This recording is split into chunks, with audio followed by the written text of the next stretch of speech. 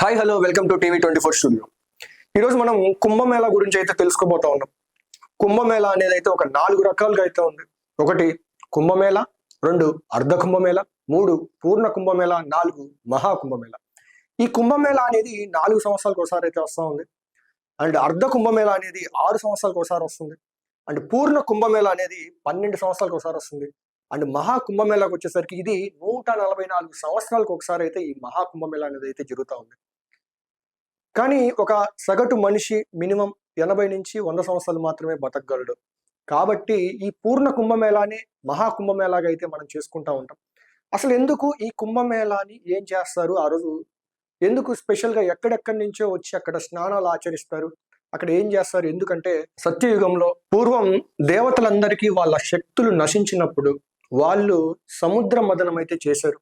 వాసుకి హెల్ప్‌తో విష్ణుమూర్తి ఒక తాబేలు రూపంగా అక్కడైతే సముద్ర మథనం అయితే జరిగింది. అక్కడ వచ్చినటువంటి విషాన్ని శివుడు కంఠంలో పెట్టుకున్నాడు.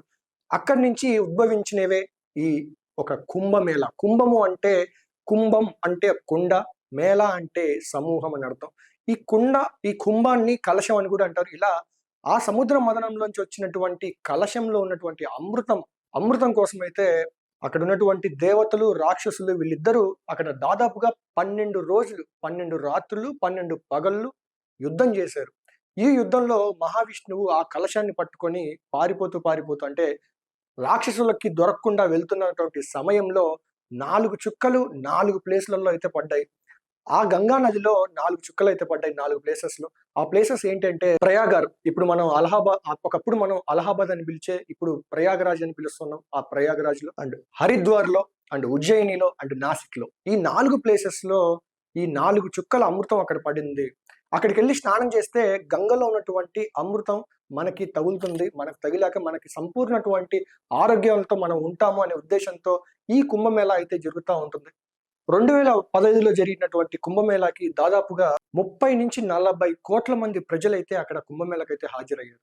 అక్కడ అక్కడ ఓన్లీ మన ఇండియా నుంచి వచ్చే హిందువులే కాకుండా అమెరికా, రష్యా, జపాన్ ఇక్కడి నుంచి కూడా చాలా మంది అయితే వచ్చి అక్కడైతే స్నానాలు ఆచరించి వెళ్ళిపోయేవాళ్ళు. ఆ గంగలో కలిసినటువంటి అమృతం వల్ల ఇక్కడ స్నానం చేస్తే ధన్వంతరి శక్తి స్నానం అని చెప్పి అంటారనమాట. అక్కడ స్నానం చేస్తే ఎందుకంటే మన బాడీలో ఉన్నటువంటి ఈ దీర్ఘకాలిక వ్యాధులు, ఈ షుగర్ ఇలాంటివి ఎక్కడెక్కడ పెయిన్స్ ఉంటాయి. అటువంటి స్నానాలు ఆచరించినప్పుడు ఈ పెయిన్స్ అనేవి అయితే వెళ్తాయి అని చెప్పేసి అయితే పెద్దవాళ్ళు అయితే నమ్ముతా ఉన్నారు. అండ్ ఇంకో గరుడ పురాణం ప్రకారం ఈ గరుత్మంతుడు ఆ కలశాన్ని తీసుకెళ్లే సమయంలో అదే 4 చుక్కలు ఇక్కడ పడ్డాయి. ఈ నాసిక్, ఈ ఉజ్జయిని, ఈ అలహాబాద్ ఈ ప్లేస్ లో పడ్డాయి అని చెప్పేసి అయితే గరుడ పురాణం ప్రకారంగా ఉంది. అలాగే మత్స్య పురాణం ప్రకారంగా ఈ సముద్ర మథనంలో భాగంగా అక్కడ గొడవ జరిగినటువంటి ప్రాంతంలో 4 చుక్కల అమృతం పడింది అని చెప్పి అది కూడా అయితే ప్రాచుర్యంలో అయితే ఉంది. ఈ కుంభమేళాన్ని ఏ టైంలో గమనిస్తారు అంటే ఎప్పుడు ఈ కుంభమేళా ఎప్పుడు డిసైడ్ అవుతుంది చేసుకోవడానికంటే సూర్యుడు, చంద్రుడు, బృహస్పతి ఈ గ్రహాల కలయిక అంటే ఒకే రేడియస్ లో ఒకే యాక్సిస్ లో ఉంటాయన్నమాట. అప్పుడు ఇటువంటి కుంభమేళా అయితే జరుగుతూ ఉంటది. అప్పుడు ఇది ఒక ఇండికేషన్ కుంభమేళా జరుపుకోవడానికి అని చెప్పేసి అయితే పెద్దలు అయితే చెప్తా ఉన్నారు. అండ్ అదేవిధంగా కొన్ని రాశుల వారికి అయితే స్పెషల్ గా ఈ కుంభమేళా అయితే చాలా ఉపయోగకరాలు అని ఉన్నాయని చెప్పేసి అయితే పురాణాల్లో అయితే ఉంది. వాటిల్లో కుంభరాశి, మేషరాశి, కర్కాటక రాశి, సింహరాశి ఈ 4 రాశుల వారికి స్పెషల్ గా వాళ్ళకైతే లాభాలైతే చేకూరుస్తాయి ఈ స్నానాల వల్ల అని చెప్పేసి అయితే పెద్దలైతే చెప్తా ఉన్నారు. ఈ కుంభమేళా సందర్శనానికి 15 రకాల ఈ అఘోరాలు, ఈ సాధువులు, ఈ నాగ సాధువులు, ఈ లేడీస్ లో ఉన్నటువంటి కొంతమంది అఘోరీలు ఇటువంటి వారు 15 రకాల మంది అక్కడికైతే వచ్చి అక్కడ స్నానాలు అయితే ఆచరించి వెళ్తా ఉంటారు.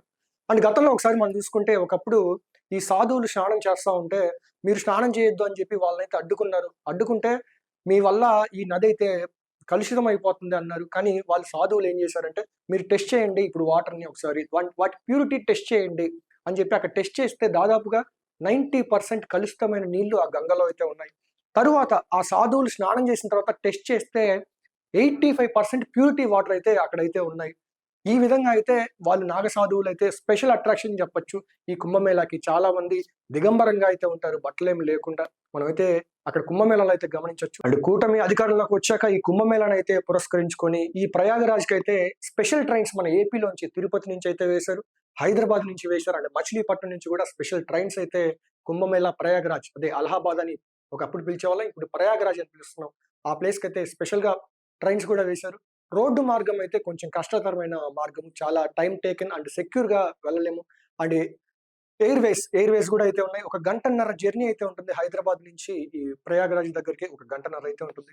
ఈ విధంగా ప్రయాణికులకి సౌకర్యంగా ఉండేటట్టయితే అక్కడ టెంట్స్ కూడా ఏర్పాటు చేశారు. అక్కడ దాదాపు కోట్లల్లో మంది ఈ కుంభమేళాకైతే హాజరవుతా ఉంటారు. ఇక్కడ స్నానం చేస్తే ఎటువంటి వ్యాధులు ఉండవు అనేది పూర్వీకులైతే నమ్మకం.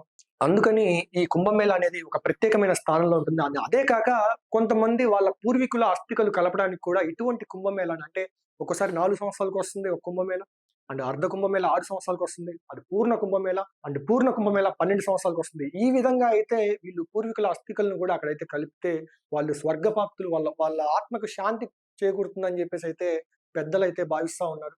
ఈ విధంగా అయితే ఇప్పటికీ కుంభమేళా ఎన్నో వందల సంవత్సరాలు, వేల సంవత్సరాల నుంచి ఈ కుంభమేళా అనేది జరుగుతా ఉంది. ఇప్పటికీ మనమైతే వాటిని చూస్తానే ఉన్నాం.